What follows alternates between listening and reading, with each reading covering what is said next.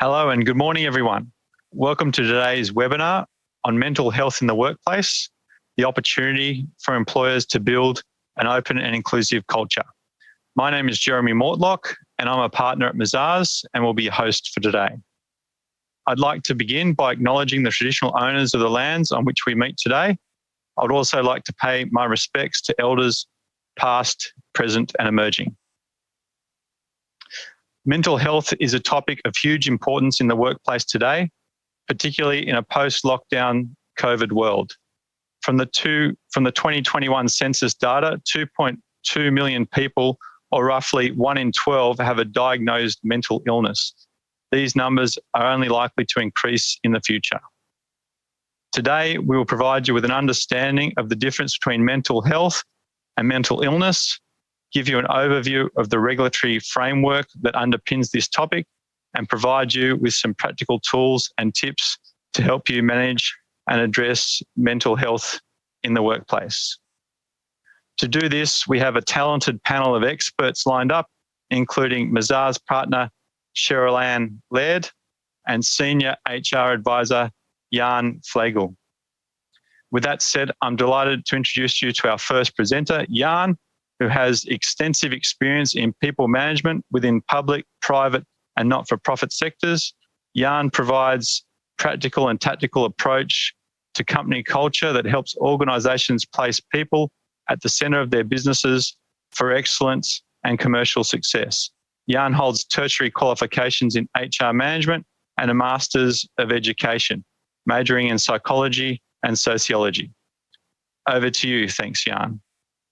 Thank you very much, Jeremy, and good morning, everyone. As Jeremy was saying, mental health in the workplace is something that has become even more important since we are no longer the same people. We've been through 2 years that have changed the world and has changed us.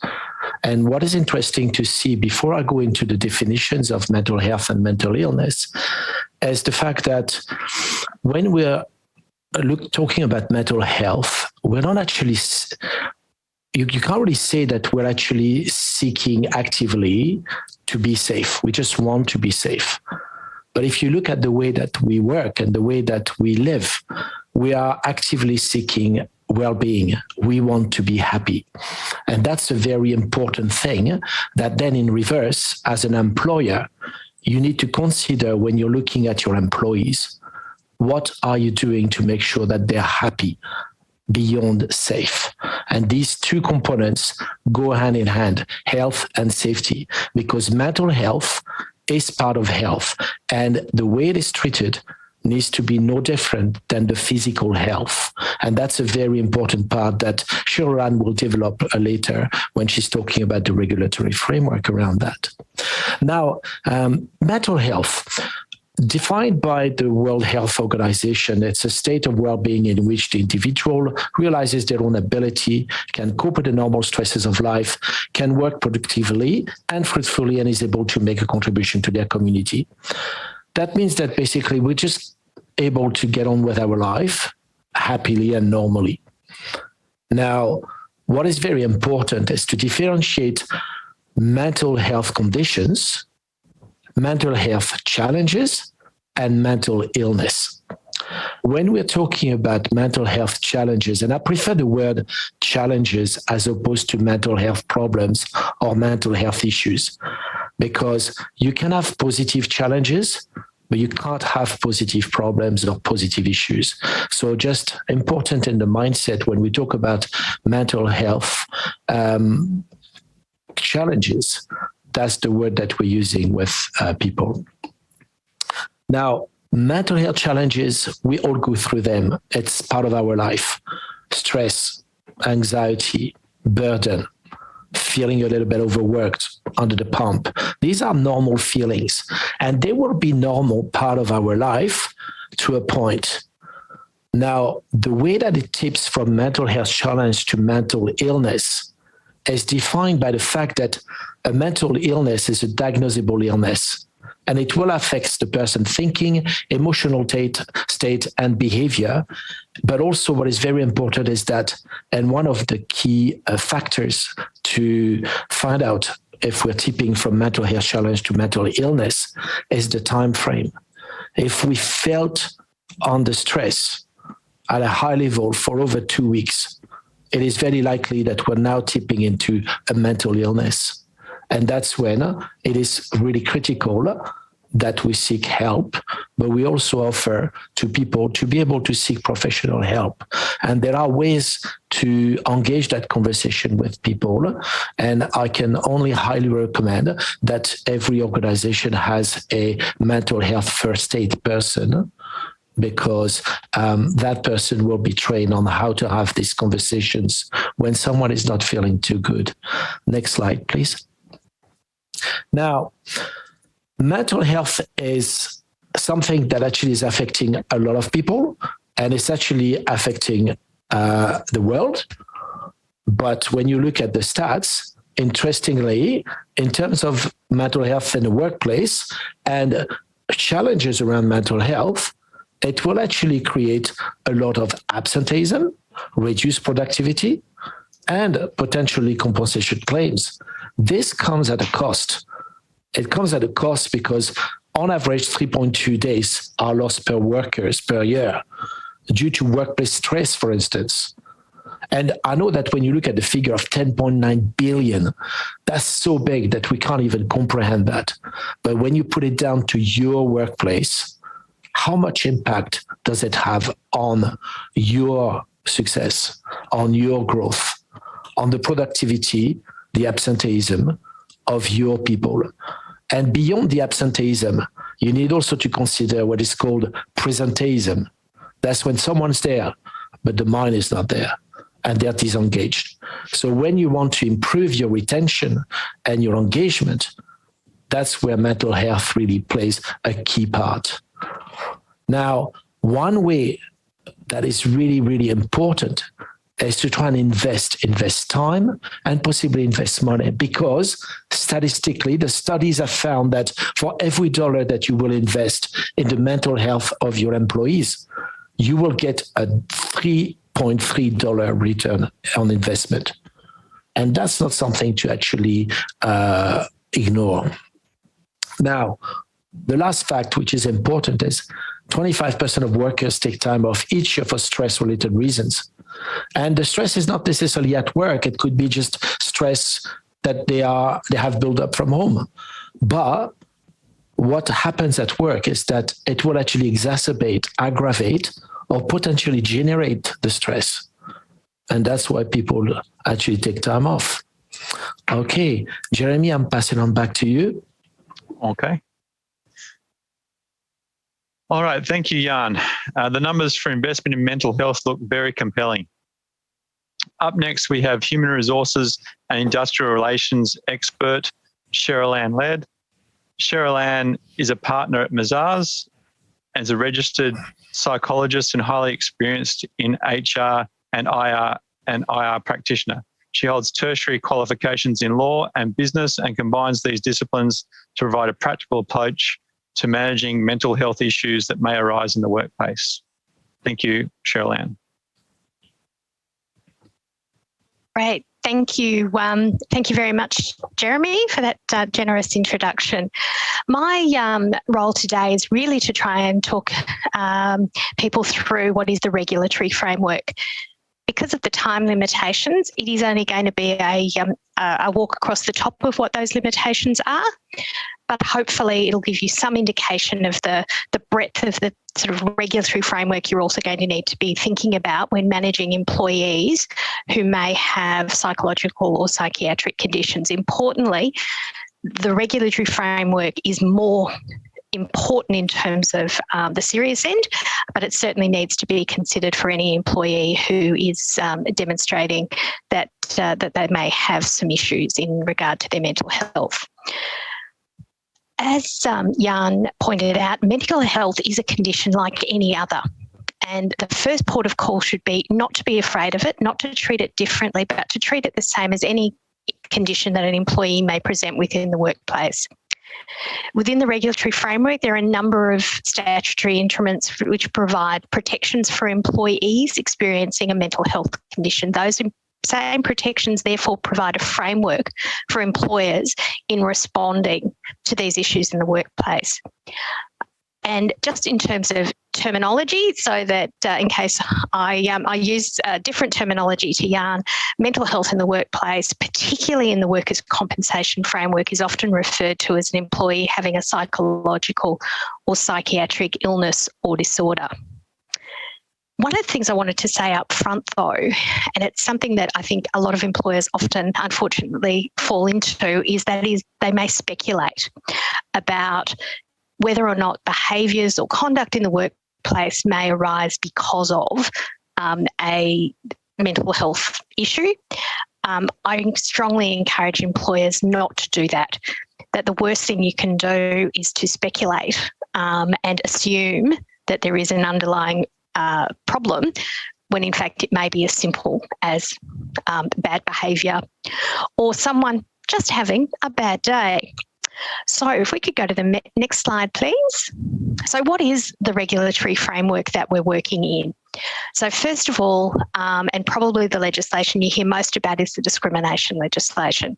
There is discrimination legislation at both the state and federal levels. Employers are actually required to comply with both state and federal legislation. In the federal arena, it's called the Disability Discrimination Act. And under that Act, disability discrimination occurs when a person is treated less favourably or not given the same opportunities as others in a similar situation because of their disability. And it's really important to remember it has to be because of the disability. The employees themselves actually get to elect whether or not they pursue an action under the state or federal legislation, and sometimes some employees, in fact, seek to pursue both, either at the same time or at different times for different reasons. An example of something which might fall within the disability discrimination legislation, for example, is an employee has disclosed to you, their employer, that they have a psychological or psychiatric illness or disorder. And because of that, an employer might determine that it's not appropriate to send them on a conference that they might otherwise have sent them on, because they think it just might be a little bit too much for them, that they're doing them a favour by keeping them close to home, in which case, where it's because of their disorder or their disability, that would be discriminatory because you've treated them less favourably. Or you might have the unfortunate situation where you're downsizing your workforce and you're looking at which part of the workforce, which people in a particular classification might be made redundant, and you choose people because of their disability. Not because of their performance, not because of any other objective measure, but because the person has a disability, and often therefore there might be a perception that they would be a less useful employee going forward. Not only is that probably wrong, but it is certainly potentially discriminatory. If we could move to the next slide, please. What is also important to understand about the discrimination legislation, however, is that inherent requirements of a role, if you discriminate against someone who is unable to undertake an inherent requirement of their role because of their disability, it is not unlawful discrimination. Okay, so it's not unlawful to discriminate against a person on the basis of their disability if they cannot perform an inherent requirement of the job after reasonable adjustments have been made to the job. Reasonable adjustments, okay, are things that you can do to allow the person to be able to continue to do their work. And we'll talk in a minute about some examples of what that might be. But an inherent requirement of a role, importantly, are those things which are essential to the outcome of the job and that they have to be achieved as part of the role. They are tasks and skills that are a major part of the job that can't be given to somebody else to do fairly, both in terms of, they may be able to physically be given to somebody else to do, but that means there's not a whole job left. And they can't be done in a different way, and not doing them has significant consequences for the business, for the role. So a task or function which is incidental to a job is not considered to be an inherent requirement if the job remains fundamentally the same, if that task or function is either removed from the role and done by somebody else, or removed from the role and not done at all. Now, believe it or not, I've actually had a situation where this arose, where a client had an unfortunate situation where they had an employee who had a phobia about using knives. The client wanted that the person was in an administrative role, and they wanted to add to their list of tasks preparation of morning tea, and part of that was cutting up some fruit. In that case, the fact that that employee could not do that very minor task of a very minor part of their role was not held to be an inherent requirement of their job. It was incidental to their role. There was no harm to the business if somebody else did that task, or if in fact that task was not undertaken at all. There were other options available to them. The other thing around reasonable adjustments are that they have to be reasonable. So one of the things that clients often come to me about is whether or not someone who has turned up with a medical certificate that says, I can't work, for example, in a particular time period. So I can't work, your workforce works from 6 a.m. to 6 p.m. is your spread of hours, and someone says, I'm unable to work from 7 a.m. to 8 a.m., but their job is required to be active at that time. That's not necessarily a reasonable adjustment. Or my favourite is the person who has a falling out with perhaps their line manager or their supervisor, and their doctor writes them a medical certificate that says this employee can't work specifically with their line manager, a supervisor, or another staff member. Now, there may well be circumstances where that is reasonable, but in a bulk of occasions, particularly where it's a personality conflict or there is no evidence that the person they can't work with has in fact engaged in any conduct which is inappropriate, then it's not reasonable to say that they can't work with somebody and that you have to either move that person or move the employee to another part of the business. And the other thing that I just wanted to cover off, which I think is really important because it's one that comes up a lot, is if the behaviours that might arise because of a mental issue, a psychological or psychiatric condition, result in behaviours in the workplace which are particularly uncomfortable for other people, which are perhaps angry or abusive outbursts, it is not reasonable to expect the rest of your workplace to tolerate that kind of behaviour merely because it arises in the context of a psychological or psychiatric condition. So what we need to be looking for is if we can make reasonable adjustments, keeping in mind the word reasonable, to allow people who have a disorder or a disability to continue to work in their current jobs. We're not required to completely reshuffle the job. Okay, if I could move to the next slide, please. Workplace health and safety legislation is, of course, another major consideration in mental health issues. There is workplace health and safety legislation in all states. The legislation has been harmonised across states, but it is not identical. Most jobs involve some form of psychosocial hazard. These are hazards that can harm an employee's mental health. Under workplace health and safety laws, a person conducting a business or undertaking, such as an employer, must manage those psychosocial risks to the extent possible. That is, the risks to mental health at work.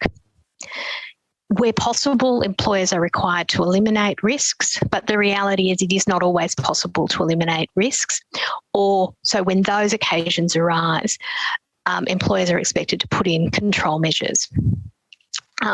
So one of the obvious one is where there is a workplace which has inherently some risks of aggression. Employers would be expected as an absolute minimum to put in place measures to ensure that there are services available for people if they are subject to any aggression, steps in place to ensure that any aggression is minimised, some security, for example, some physical barriers if that is appropriate, and also some training about how people might in fact minimise the risks associated with aggression or potential workplace violence. So certainly people who work in hospitality as part of their responsible service of alcohol training, for example, are also taught how to manage situations where people perhaps are not happy with your decision to no longer give them a beer, but also when to withdraw from those engagements and to seek the assistance of third parties. They are part of the measures, the control measures put in place in those workplaces. And the same applies to all workplaces, albeit that the risks may be quite different. Next slide, please. Okay, so psychosocial hazards include things like job demands, low job control, poor support, lack of clarity, poor organisational change management, inadequate reward and recognition, bullying and sexual harassment, that should read.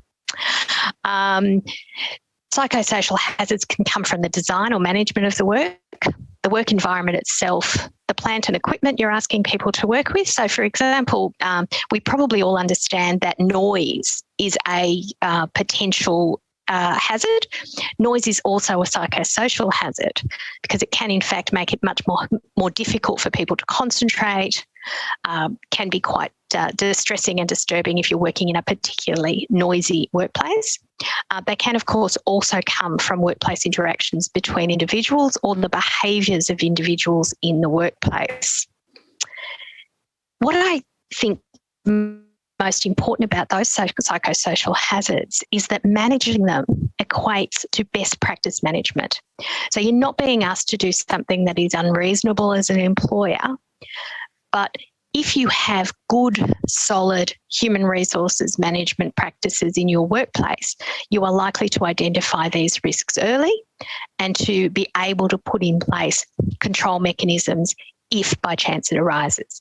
So, for example, if you have someone who makes a complaint of workplace bullying, sexual harassment, workplace is too noisy, whatever the complaint may be, don't turn a blind eye to it.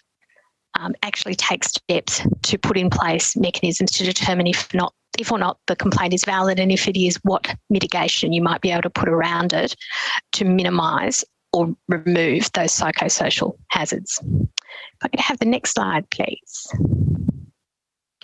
So, workers' compensation, probably the one that comes up most in terms of this kind of workplace illness, and that's because it's the mechanism by which employees who have experienced events at the workplace which lead to or contribute to a psychological or psychiatric disorder can seek compensation.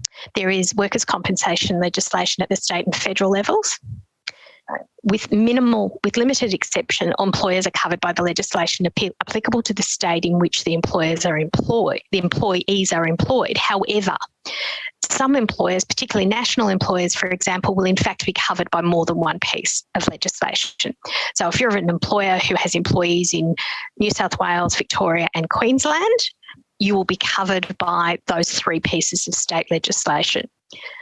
And you will, although there is quite a lot of similarity in the legislation, it is certainly not the case that they are identical, particularly in the management of psychological and psychiatric injury, but it is included in all state legislation and in the federal legislation. In all cases of workers' compensation legislation, there is an exclusion from workers' compensation for psychological illness or injury which arises because of reasonable management action taken in a reasonable way. So it's really important that you understand that it's not just what you do, but how you do it. So, for example, an employee may decompensate when they are consulted about a potential redundancy, which might lead to them losing their job. However, subsequently, they blame that decompensation, that exhibition of sort of symptoms around psychological and psychiatric illness on other things that may or may not have occurred in the workplace prior to the consultation. If in fact the redundancy is applied fairly, it's applied appropriately in terms of your policy and the legislation, and you have treated the person fairly and equitably in the process, it is unlikely that a claim would be accepted for such a condition. Similarly, we see a lot of claims that arise where employees have been involved in a process of poor performance, where their performance has been called out or their behaviour has been called out. Here in particular, it's really important for employers to make sure they get both ends of that spectrum right, that what they do is correct and that they treat people very fairly and very equitably and reasonably in how they go about managing that poor performance. And if they do that, it is unlikely that a claim would be accepted in those circumstances. There are, of course, many circumstances where psychological or psychiatric injury arising in the workplace quite legitimately and appropriately is covered by the workers' compensation, and employees should be compensated. For example, a traumatic event which might happen in the workplace, which your employees are exposed to. In those cases, it is highly likely that the employee, if they do develop a disorder, will be able to make a claim. Okay, if I could have the next slide, please. The last piece of legislation I wanted to talk about before I conclude my part of the presentation is, of course, the Fair Work Act. The Fair Work Act is the overarching piece of industrial legislation that covers all employees in the federal jurisdiction, which is just about everybody. There are very few public servants, local government are excluded, but pretty much everyone else falls within the Fair Work Act. It protects employees who are dealing with mental health problems from unlawful workplace discrimination. When we say unlawful workplace discrimination, remember that there are times, for example, when it's an inherent requirement of the job, that it is in fact, although it might fit the definition otherwise of discrimination, it is not unlawful. You are allowed to discriminate in such circumstances. The main areas of the Fair Work Act which are relevant is that where an employer takes adverse action against the employee on the basis of his or her mental health problem, which is what's called a general protections claim, or an unfair dismissal is the other alternatives, where someone's employment has been terminated because of or primarily because of a psychological psychiatric disorder or another disorder that fits into the discrimination categories. So what is adverse action? It is essentially, in terms of what we're talking about today, it's where you discriminate against the employee. So the employee is injured in their employment by altering their position to their prejudice. So someone has a psychological or psychiatric disorder, and instead of promoting them or appointing them to a position, you rely on the fact that they have a psychological or psychiatric disorder to not give them the promotion or not appoint them to a position they may have applied for. Keeping in mind, employers do this often with the best intentions. They actually, they believe it would probably be too much for the person, perhaps to give them more responsibility. That is irrelevant in determining whether or not it is unlawful. The intention is absolutely irrelevant. Discriminating against employees because one has a mental health disorder, a psychological or psychiatric illness or injury, and the other person doesn't. And it also extends to prospective employees. So refusing to employ a potential employee because they've either disclosed that they have a psychological or psychiatric illness or injury, or you suspect. This is where that sort of speculating becomes even more dangerous. You suspect that that might be the case because they may have answered a question in a particular way. Even though they're not your employee, they can still take a general protections claim. Or discriminating against the employee in the terms and conditions of their employment.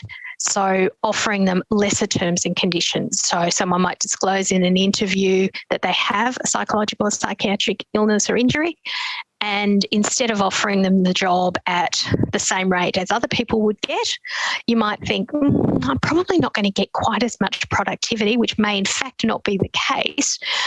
I'll offer them a lower pay rate. If you were to do something like that, it would constitute adverse action and a general protections claim. would be valid. I think we all understand how it applies to unfair dismissals. Pretty simple, because of their illness or injury, because of their psychological condition, they were chosen for to be made to be dismissed, or you didn't provide reasonable adjustments and opted for dismissing them instead of actually providing those available reasonable adjustments would in fact constitute unfair dismissal.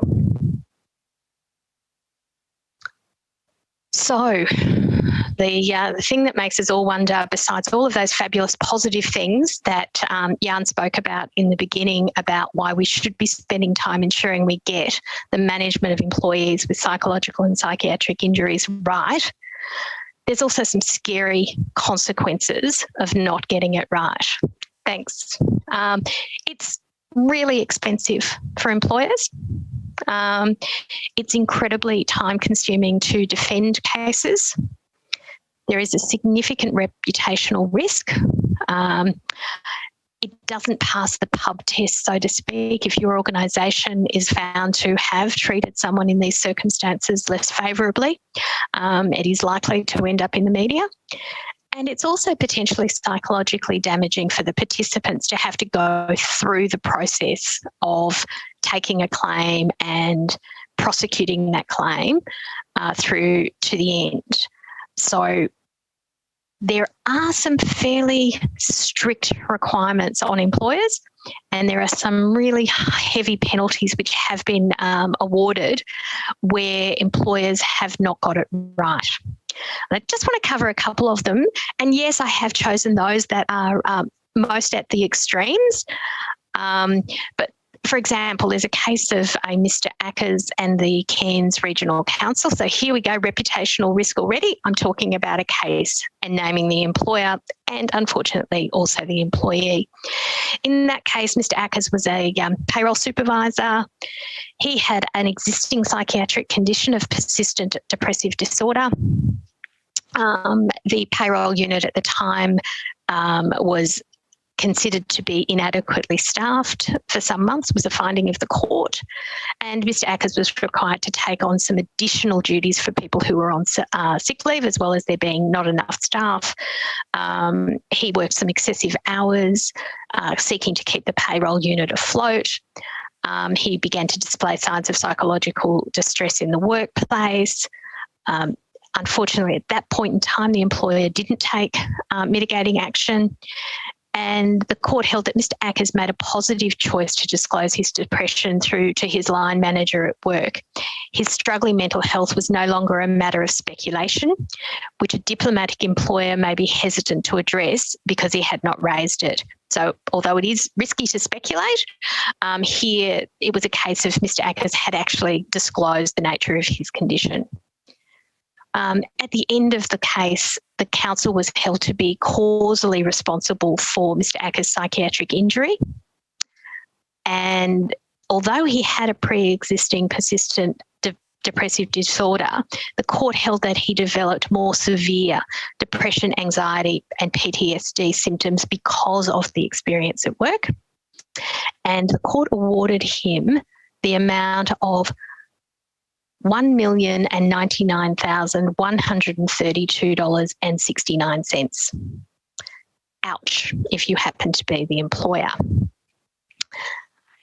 Another one that I wanted to just bring to your attention very quickly is a matter involving Technology One. This was a general protections matter where the employee was terminated after he had made 7 complaints regarding bullying. The psychiatric evidence established that his conduct had caused a significant aggregation to the applicant's pre-existing depressive disorder and had resulted in the applicant losing his capacity to work.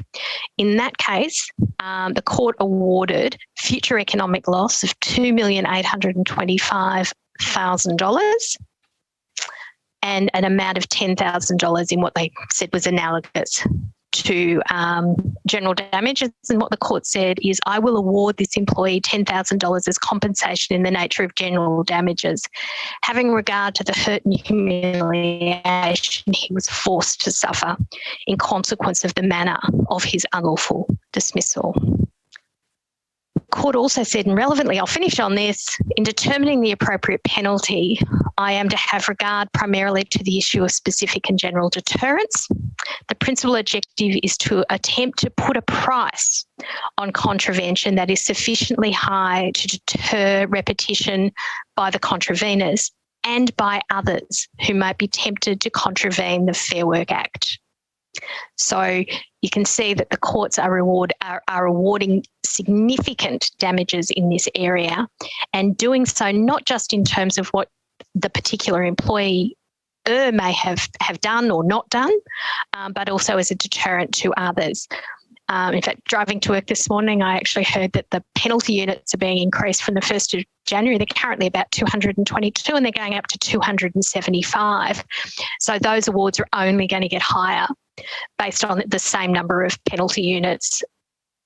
But I would expect we may see more, particularly given we've got some important changes coming to the Fair Work Act, including a positive duty around some of the workplace behaviour issues such as sexual harassment and an extension of the attributes that might fall within discrimination. Thank you very much, Jeremy. Hopefully I didn't go too much over time. Okay, thank you, Cheryl Ann, for that comprehensive review of the regulatory framework surrounding mental health in the workplace, and also some up-to-date court results as well. With that sound foundation established, I invite Jan back to take us through some practical ways you can address mental health in the workplace, both proactively and reactively. Thank you, Jan. Thank you, Jeremy, and thank you, Cheryl Ann. And what is actually interesting is that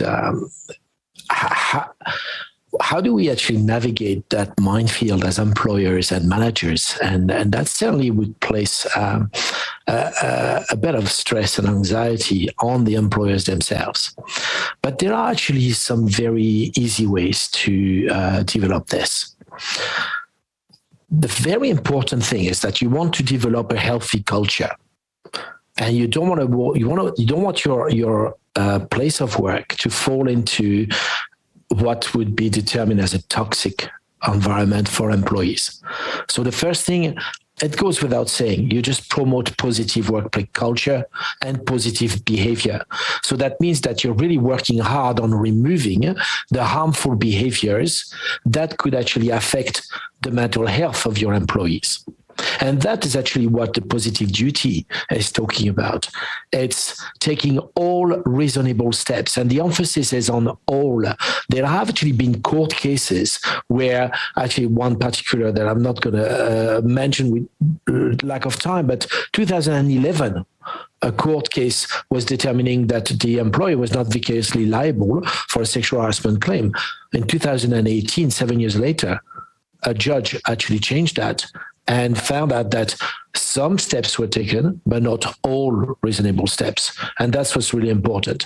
Now, when you want to minimize the workplace risk related to mental health, and we're talking about assessing the psychosocial hazards and putting corrective measures in place, what is very important, like anything to do with health and safety, you need to start from the ground up. So you cannot just assume things. You need to actually consult with the employees to start putting in place the measures, corrective measures, and assessing and identifying the hazards. That's really critical. The second thing which is really important is, if there are people who do have mental health challenges, you need to put in place support. And that's these adjustments. Now, when we're talking about someone with a broken arm, and they're actually a person that is going to be typing on a keyboard very often, well, that person has got the arm in a sling, so they're going to be typing with one hand. This is going to slow down. And we're going to take adjustment and actually understand that the person is actually going to be less productive for a while until they actually get better. Well, it goes the same. If there is a mental injury, then the person will actually be potentially less productive for a little while. If you can put the next slide on, thank you. Then what we're going to put on is actually we're going to develop an individual work plan. Now, the individual work plan means that we're going to basically revisit the work, the inherent requirements of the job. And for a period of time, we're going to be helping the employee to get better by establishing different goals, but also by putting prompts, reminders, checklists that will assist the employee with their time management and their workload. Now, Cheryl went into the detail of what constitutes reasonable and not reasonable adjustments. So it's very important that you actually always consider at your level, with your time, your finances, your resources, what can you do at your level? It doesn't matter if you're a two-man business, one boss, one employee, or if you've got 5,000 employees. At the end, a judge is going to look at your level, what were the reasonable adjustments you could make. Next slide, please. Now, from an organizational point of view, there are also a lot of things you can put in place. You can put targeted programs in place, awareness campaign on mental health conditions, challenges, mental illnesses. It's very important that you remove the stigma so that people feel safe to talk about it openly. And that is really an important thing. You need to also promote ways to build resilience and reduce burnout. That is a very important part of your responsibility and your duty of care. You can also put in place peer support programs, the buddy systems, so that people know who they can talk to, who they can turn to if they feel a little bit under the pump or if they're struggling with their everyday working life.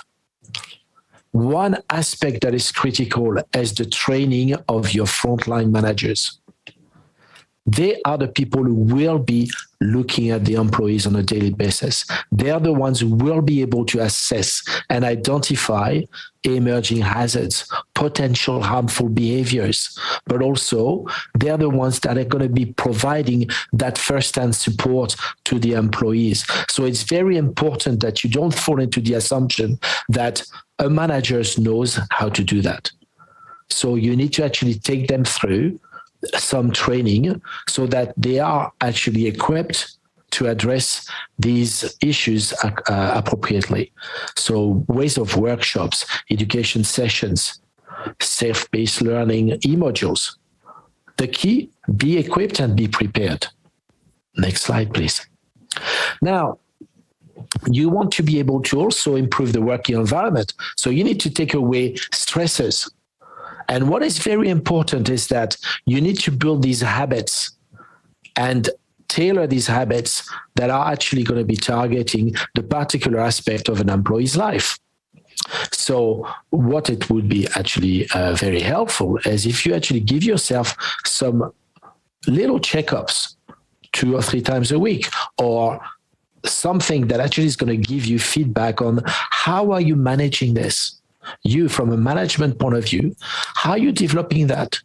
And also, how is the employee responding? So having these habit builders and actionable checkups is really, really invaluable because you can then put together progress reports, which is really important. As part of the assessment, you need to review your assessments. It's not because you've run your assessment, you've identified your hazards once and for all, that everything is done. You need to actually review them. And periodically. So to review them, you need to actually look at data, and the data is going to be the key to actually drive that review. You also want to foster a company culture that is going to help employees to feel supported. And that, again, comes with training, but also comes with systems. It's very important that you systemize this process by engaging people to be able to rely on peer support officers, designate people that are going to be these peer support officers, train someone to become the mental health first aider in the workplace. But also what is very important is you as managers, as leaders, you need to model that healthy behavior. That means that it's very important that in the conversations you're going to have with employees, you are not making these assumptions. You are not basically playing the doctor, because the things that we can't do, and I'll go into the do's and don'ts, are making assumptions. Next slide, please. Now, sometimes we're actually facing the fact that an employee is actually not performing at the level that we're expecting, or there are issues with the conduct. What is really important is we need to be able to determine that a mental health condition or a mental illness or a psychological or psychiatric disorder is not actually the catalyst, the generator for that poor performance or that misconduct. Because if it is the case, and if you don't take that into account, then you would become discriminatory. It's also very important that if someone discloses that they have a mental health condition or a psychological or a psychiatric disorder during a meeting, performance or misconduct management meeting, you actually need to handle that meeting very differently. Next slide, please. So first, assess, is the misconduct a symptom or a manifestation of a mental illness? And if you're not sure, it's not your place to make that assumption. So what you do is actually then you might actually feel that there is a safety aspect. And as a provider of a duty of care, you basically are going to tell the employee that you're referring them to their GP, because you might actually have a feeling that there is a health and safety issue there. But you need to take at all time a very conservative, careful approach to avoid the risk of an indirect discrimination claim. Now, if the conduct is not called by the mental health condition, then you need to take the appropriate actions. So basically, if someone's behavior is not appropriate in the workplace, and it's been determined that the mental health condition is not the generator of this behavior, then you follow the disciplinary process. The second thing is to consider whether special measures are required to accommodate this mental health condition. So when you're having the meeting with a person, you might actually give some what we would call extra provisions to satisfy the natural justice and procedural fairness. So, for example, you can give them an extended time frame to respond, where you would expect 24 hours for a response. Give the person maybe 2 or 3 days. Maybe the person is not actually able to respond themselves, so you might actually offer that an employee's representative can respond on their behalf. Now, when you're looking at the sanctions that you want to impose, you need to ensure that it's proportionate to the conduct. And you need to take into account the background of the mental health condition, but also the impact that this is going to have on the person. And that doesn't mean to say that you cannot take actions. That just means that you need to take that into account and make sure that you document the process so that nobody can say, well, at what point did you actually apply your duty of care and take these things into action? So very important that even if you want to not share the information because of a privacy and confidentiality aspect with others, just send an email to yourself with some notes, or write notes, put a date, and just keep that to yourself. Make sure that it's always stored in a very secure place so that nobody can actually have accidentally access to this information. Next slide, please. Now, when you're managing an employee's misconduct, as I said, or poor performance, is it related to a pre-existing or a developing mental health condition? Now, there are 2 aspects here. The first one is, was that pre-existing or developing condition as a result of something that would happen outside of work? Or is it work that is creating it? And what you need to do is you need to put that through the reasonable person test. So let's say that, for instance, there is a duty, a job, and you're putting it against 5 employees, and 4 of these employees are coping fine, and the 5th one is not coping at the moment, then that would satisfy the test that it's probably not the job. The job actually has the expectation that are put to the employees, they're okay. But at the moment, this employee is not coping. So you need to put back to the individual work plan to make sure that we support that person through their hard time. But if you're putting through the test and 4 out of 5 of these employees are actually really struggling, then you need to revisit the job itself, because that means you are possibly and most likely generating the condition. And that's where it would actually become a problem of liability. The second one is that when you pursue the performance management process, you need to take into account the special measures that you need to put in place and make sure that you document that, and making sure that also the particular needs are addressed. Always adopt a tailored response. You can't have just a blanket rule for everything. It is a case-by-case basis. And that's when you need to seek professional advice from HR specialists or legal, for that matter. Now, if the person is unable to participate in the performance review and due to absence resulting from a mental health condition, then you need to afford that person procedural fairness based on the medical evidence. And I really, really stress the point that it's based on the medical evidence. Check if the medical certificates, for instance, refer to being unfit for work or the inability to attend work. Because attending a performance management meeting doesn't mean that you actually are able to perform the work. We're not actually asking you to work. We're asking you to sit down and talk to us. So that's 2 different things. So it's very important to look at the nature of the medical certificate to find out, is it actually something that contravenes us from asking that person to talk to us? And then, of course, then after that, you put measures in place, and you can provide additional time or different times of the day or a different location for that matter to be able to have that meeting. Next slide, please. Now, very quickly, the do's and don'ts. And I'm slightly running out of time, I'm conscious of that. So basically, there are really 2 keys in the don'ts. And I'll leave you to read the do's, but I'll focus on the don'ts. 1, don't ask for prognosis. How long is it gonna last? And don't ask for diagnosis. What is the condition? And then you start to interpret whatever the person is saying to you. Never ask. You just don't have the right. You're not a doctor, so you don't have the right to actually ask what the condition is. The same way that you cannot ask what type of medication they're taking. However, you are within your rights if you feel that there is a health and safety issue and you feel that some medication might be actually putting the person at risk or others around at risk based on the inherent requirements of the job.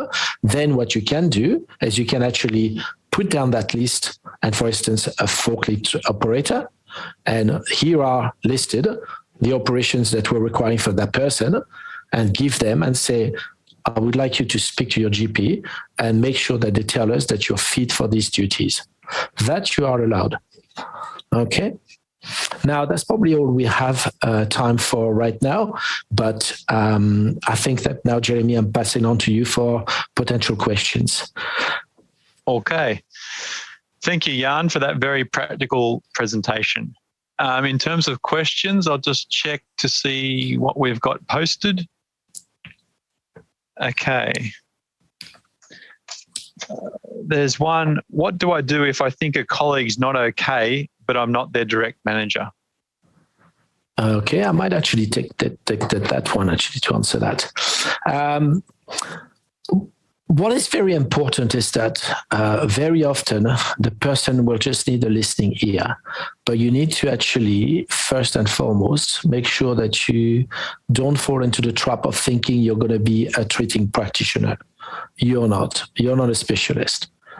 But just the fact that you are going to be here to listen to that person and be able to actually ask them the questions without any judgment. And that's really where I put the key of no judgment. Then you can have that conversation with the person. And if you feel that you need to talk to someone else, ask permission. That person has come to you in confidence. It is not your right to disclose to anybody else unless there is a direct and imminent risk to the health and safety of the person. And that's a very important thing. When I was doing the first aid mental health course, one of the key aspects is that at what point do I break that confidentiality? And that's when I really feel that there is an imminent risk to the health and safety of the person or others around that person. For instance, a risk of suicide. In that case, you tell the person, I can no longer keep this confidential. I'm going to have to talk to someone for your benefit. But that's the only extreme case, okay? In other aspects, then you need to not share that information with others without the person's permission. The other thing that is really important is don't actually try and compare their struggle with yours, because every story is different. So don't say I've had the same experience unless you really had the same experience, okay? And also, don't actually minimize the importance of what the person is telling you.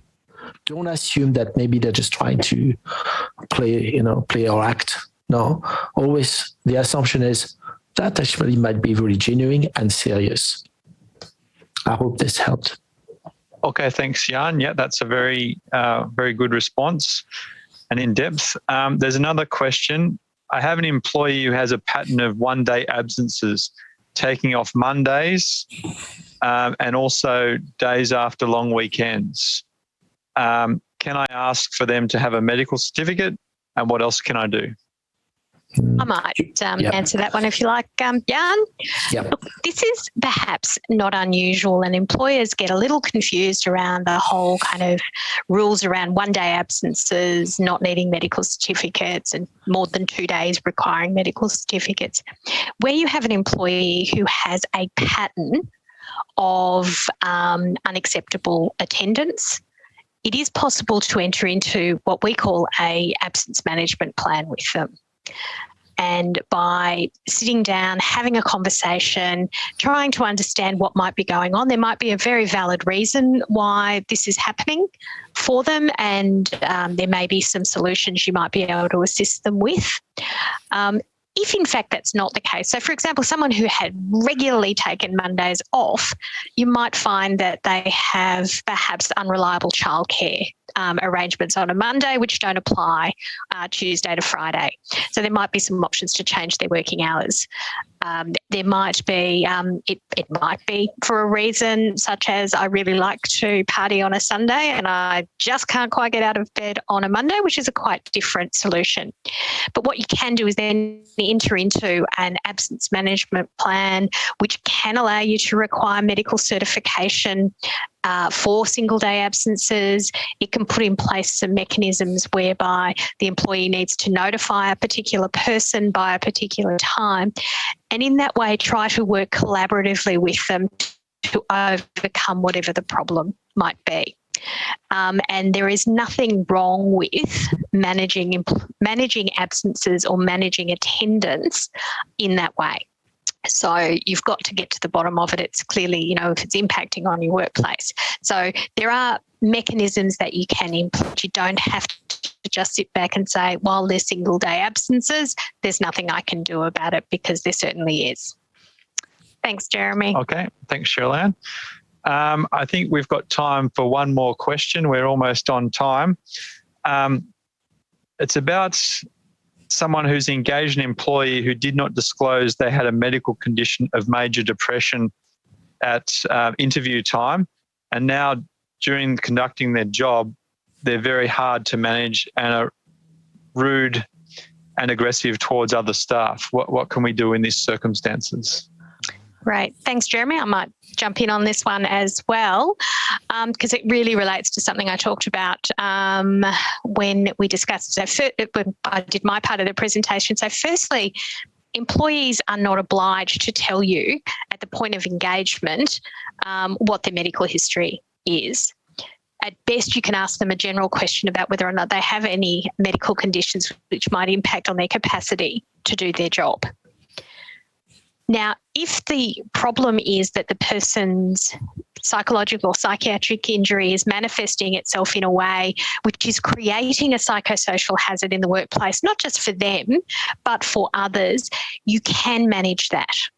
Okay, you would manage it by trying to work with the employee and perhaps trying to engage with their medical practitioner about whether or not there were triggers in the workplace which might be resulting in the behaviour that you're seeing. Or there might be the person needs to perhaps work a less busy schedule, so perhaps move from full-time to part-time to allow them to assist in managing what is going on for them medically. In a lot of cases, though, employees won't let you do that. They won't let you engage with their doctor, and they won't recognise that their psychological or psychiatric illness or injury is in fact the underpinning issue. In those cases where they simply won't allow you to engage in those perhaps more supportive mechanisms, you can still performance manage them in the same way that you would performance manage anyone else in terms of the inappropriate conduct. As I said earlier, it is not reasonable management action to turn a blind eye to or expect employees to tolerate behaviour which is in breach of your own code of conduct or which is in fact just simply unreasonable in a modern workplace.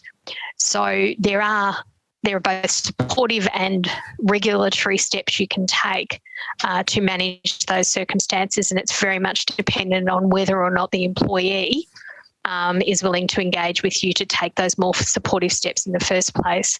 But in that instance, if that's not the case, you do have to move to a more directive response. Great. Thanks, Jeremy. Okay. Thank you, Cheryl Ann. All right. Well, I think that pretty much wraps us up. We're a little bit over time. In terms of questions, I think we've covered most of them, but if there are any more that haven't been answered, we'll get back to you with the answers if you've left your email. Thank you very much for joining us today. I hope you all enjoyed the presentation. A recording of the presentation will be sent following the webinar. If you have any further queries, we're obviously here to help you and support you. I hope you all have a great day, and we see you at a future Mazars presentation. Okay. Thank you all. Thank you.